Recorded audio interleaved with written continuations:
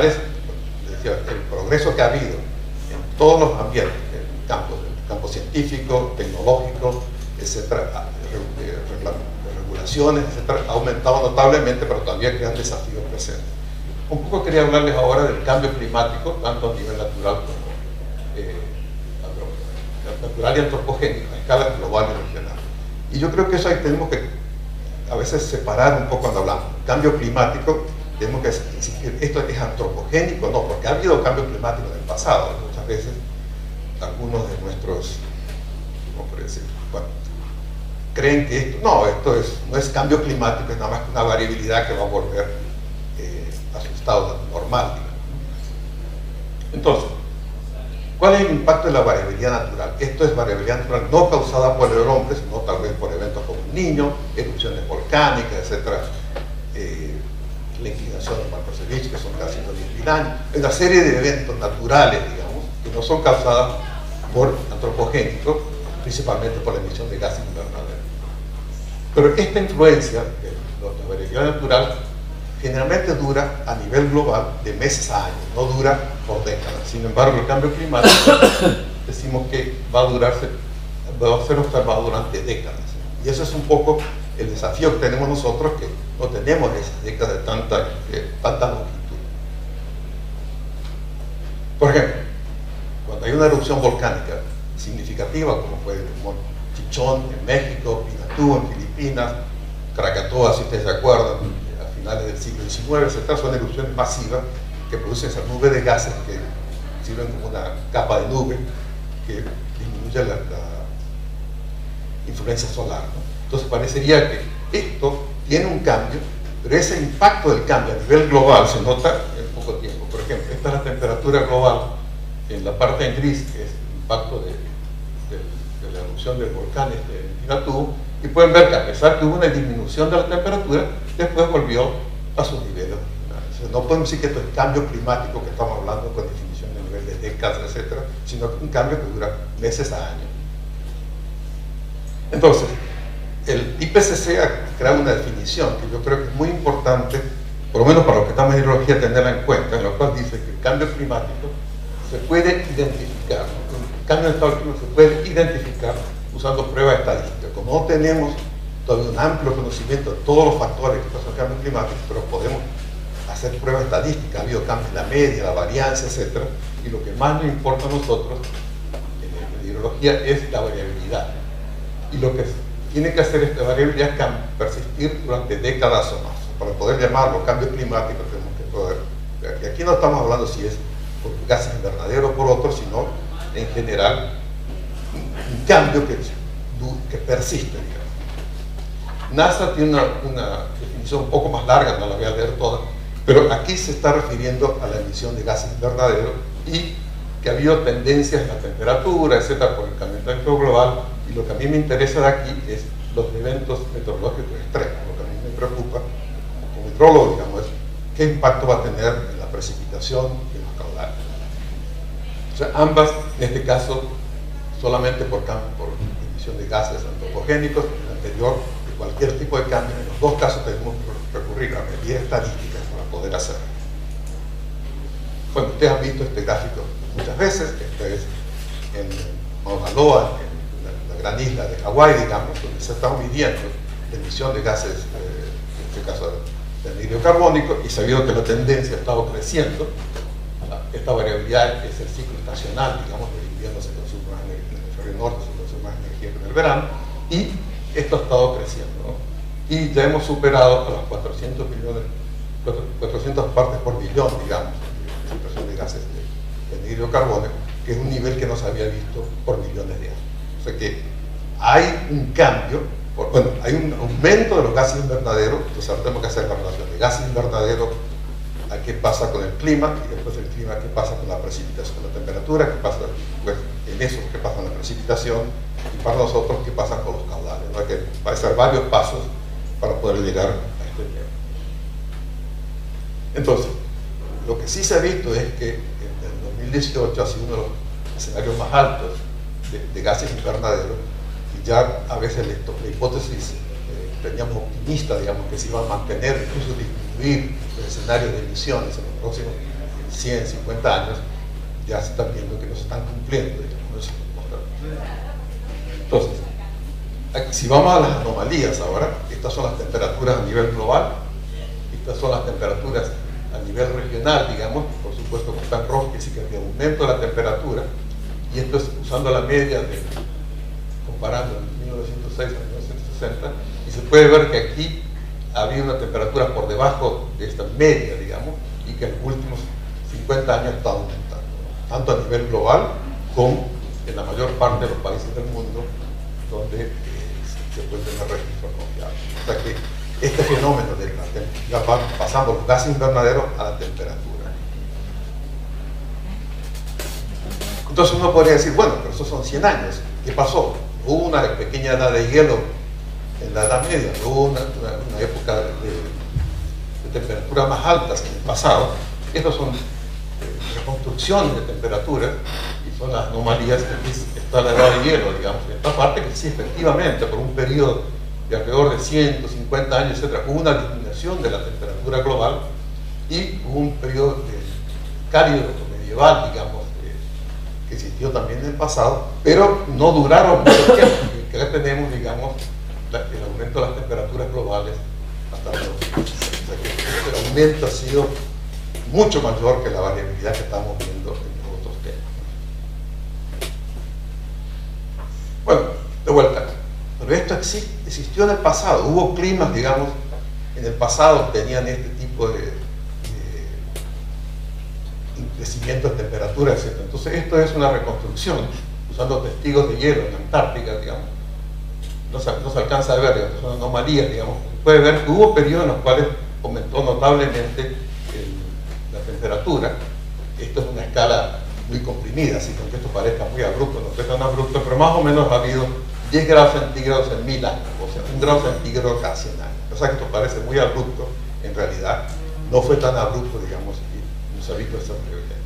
Y estas son las reconstrucciones observadas y las de los modelos de circulación global que han hecho para esta parte, y acá se está viendo, digamos, 5 grados centígrados, con toda la incertidumbre que eso existe, en 100 años, o sea, 1 grado centígrado cada 20 años. O sea que la tasa de crecimiento de la temperatura es mucho mayor en los registros recientes de lo que es en el pasado. O sea que sí, hubo épocas en las cuales hubo cambios, no abruptos, pero relativamente importantes de la temperatura global, pero no en esta magnitud, a esta velocidad. Entonces, pasamos del gas invernadero a la temperatura, y eso qué impacto tiene alguna de las otras variables. Una son los incendios forestales. Ustedes han visto, el cambio climático ha intensificado, porque se acuerda del fenómeno de la ciudad de Paradise, que se quemó todo, digamos, el año pasado, y que el jefe de bomberos de California dice: hemos pasado de la época de incendios, que era el verano, ahora prácticamente es todo el año es época de incendios. O sea que ha habido una intensificación de los incendios, y bueno, ahora están hablando también de incendios en otras partes del mundo, etc. O sea que hay una intensificación de los incendios forestales debido a esta sequía. Esa sequía a veces atrae ciertos parásitos que antes las plantas podían protegerse contra ellos. En Colorado, por ejemplo, un parásito que penetra una especie de pino. El pino lo que hacía antes era cubrirlo de una resina, y entonces permitía a veces expulsarlo. Pero ahora, digamos, como están mucho más secos, no tienen esa capacidad, y dan los bosques enteros que han muerto, digamos, debido a la sequía y al impacto de estos parásitos, etc. Para darle una idea, estos son ejemplos del área quemada en los Estados Unidos en los últimos 20 años, digamos. Se puede ver que y el otro lado es el costo de combatir esos incendios. Entonces esto ha ido creciendo notablemente, especialmente a partir del año 2000, se puede ver que hay un crecimiento de los dos: el área quemada, digamos, y el costo de mantener esos incendios. Pero bueno, uno dice, bueno, pero eso es Estados Unidos. Entonces ha habido otro trabajo en el cual ha demostrado que las tendencias son globales, y estos son en el cual el área afectada, el número de días que no llueve, etcétera, de días, ha estado creciendo también en esta parte de aquí, ¿no? O sea que esa tendencia de los incendios forestales, etcétera, ha aumentado a nivel global, y este es un trabajo que salió en Science, digamos, esta parte. O sea que este fenómeno no es solamente, digamos, a nivel americano, a nivel del sureste americano, sino que esa tendencia a nivel global. La otra cosa son los huracanes. A veces es difícil, hay un problema que lo llamamos la atribución. No le puedo atribuir que el huracán María, que azotó Puerto Rico, es debido al cambio climático. Pero lo que sí puedo ver, y volviendo de vuelta a la definición por métodos estadísticos, que el número de huracanes está aumentando, ¿no? Y entonces acá podemos ver el número de huracanes por año, digamos, que está en toda la zona del Atlántico, digamos. Podemos ver que hay una tendencia, porque la intensidad, por ejemplo, de huracanes va a cambiar de año a año, pero la tendencia puede decir que está aumentando.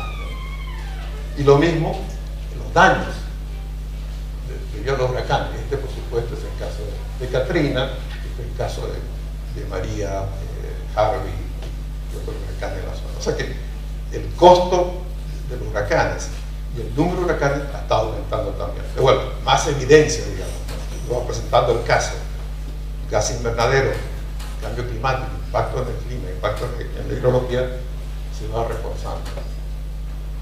Entonces, cuando yo me gradué de ingeniero civil, digamos, estudiando hidrología, teníamos un paradigma, ¿no? La idea era el pasado, el proceso hidrológico es estacionario, o sea que el pasado se va a parecer desde el punto de vista estadístico al futuro. Entonces analizamos los datos del pasado, la vara media, la varianza, la autocorrelación, etc. Y podía usar eso para inferir qué va a pasar en el futuro, ¿no? Después vimos, o los científicos descubrieron, que había un impacto de eventos que llamamos cuasi periódicos. ¿Por qué cuasi periódicos? Porque no pasan con una frecuencia fija, digamos, como el cometa Halley, digamos, que viene cada 76 años, sino que el Niño, por ejemplo, y la oscilación del sur, de entre 3 a 7 años, etcétera, que es el calentamiento del Pacífico ecuatorial.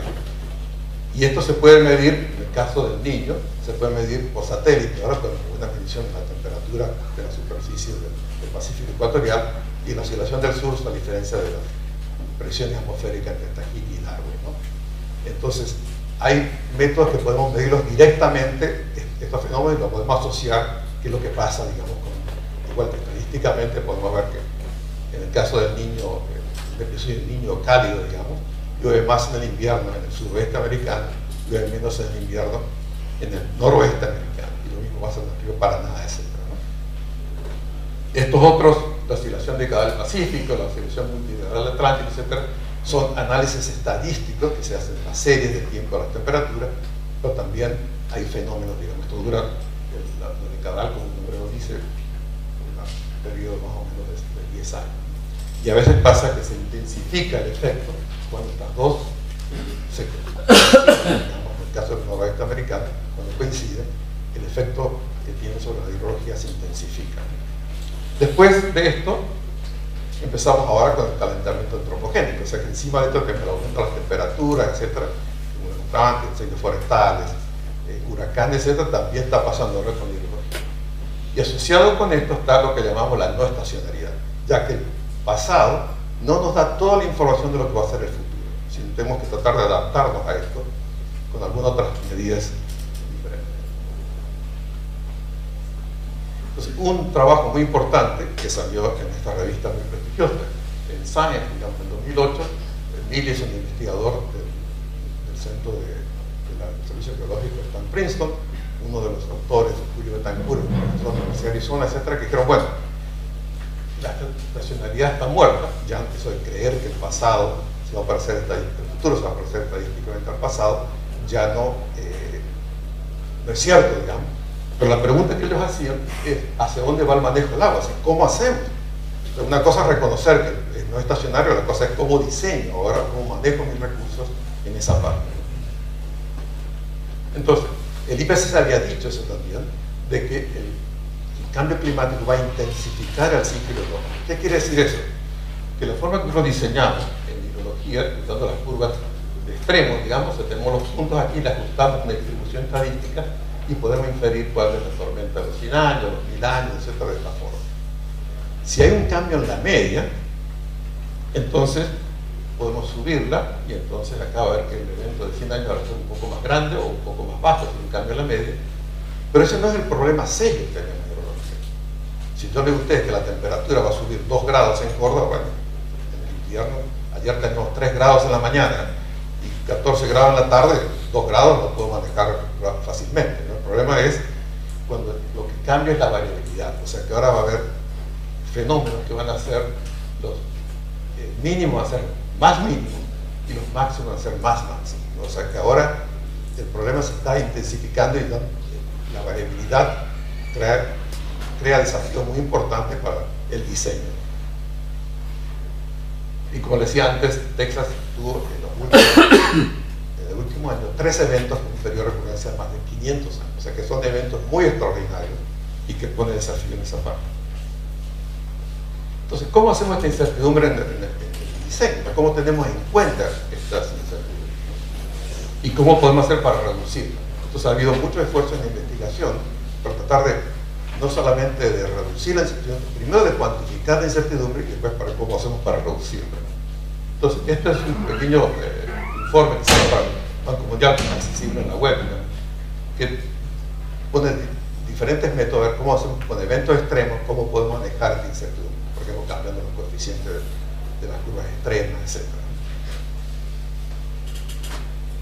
Entonces, en la tercera parte es un poco algunos estudios que hemos hecho, la mayor parte han sido, como decía antes, en el suroeste americano, pero yo creo que tiene aplicación a otras partes del mundo, digamos, son similares en otros lados.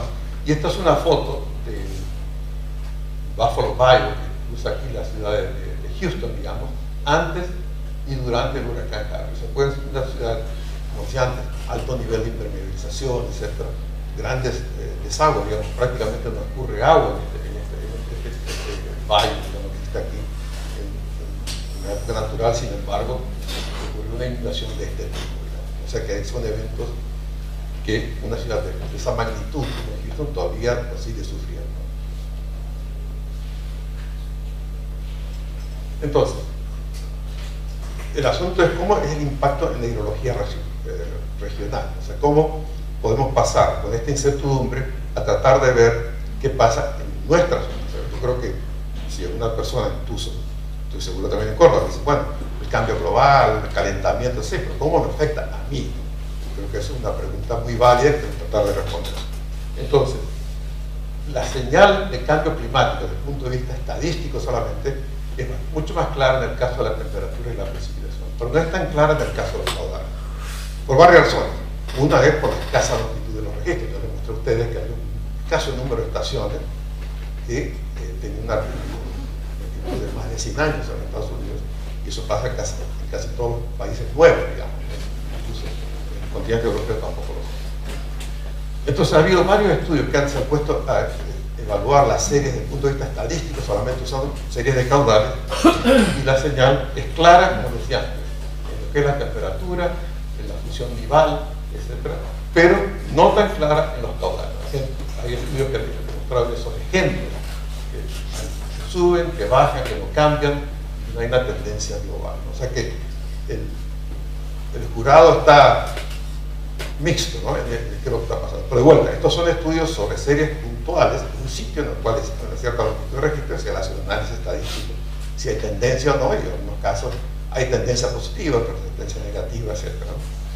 ¿Por qué es esto? Bueno, como decía antes, uno, por la escasa longitud de los registros, y segundo, y eso lo dicen en un trabajo Blossy y Montanari, que son los investigadores europeos, que la relación es no lineal entre la precipitación y la temperatura. No porque llueva más va a haber más escurrimiento, ustedes lo saben en Córdoba, si ha llovido, la lluvia pasa al final de la temporada húmeda, el suelo está saturado, el grado de impermeabilización, etc. Hay otra serie de factores que intervienen, y por eso, digamos, estos análisis, aunque interesantes, no le dan toda justicia al problema del cambio. Entonces, ahora quería mostrar un ejemplo que es el caso del río Colorado, es un poco porque es donde vivo y vive, digamos, tiene una gran importancia, pero yo creo que se aplica a otros lugares del mundo. El río Colorado, el lago se repartió entre los 7 estados que están en los Estados Unidos y México, digamos, y se repartieron esta cantidad. Aquí está en hectómetros cúbicos, a mí me es más fácil decirlo aquí, son números más pequeños. 7.5 a la cuenca superior, que es donde IFR, que es esta parte aquí para arriba, 7.5 para abajo, y México 1 millón de acres pies al año. O sea, un total de 16.5. Tengan en cuenta, recuerden este número, digamos, porque después vamos a ver cómo ha variado ese número. Es una cuenca de mayor crecimiento de los Estados Unidos y una capacidad de almacenamiento enorme, 4 veces el derrame anual. Hay pocos sistemas en el mundo que tengan esa capacidad de almacenamiento. Llega a más de 2 millones de hectáreas, genera más de 12.000 megavatios, pero cuando se hizo la asignación, estos son los caudales del DIFER, que se separa la cuenca alta de la cuenca baja, y pueden ver que cuando se hizo la asignación de agua ha estado bajando en el tiempo. Esto llega frente al 2000, yo les voy a mostrar otros datos un poco más recientes. O sea que lo que se creía al principio, que el futuro va a ser parecido al pasado, aquí por lo menos ya la evidencia histórica dice que no es así. Entonces, ¿cuáles son los problemas que tenemos en el programa? La oferta, tenemos aquí más prolongada y extensa, les voy a definir un poco eso. Y la partición de la precipitación, ahora está lloviendo más lluvia que nieve, lo cual tiene problemas en el almacenamiento de los caudales, en la predicción de los caudales de primavera y de verano, etcétera, porque ya no podemos confiarnos en la profundidad del manto de nieve, como les decía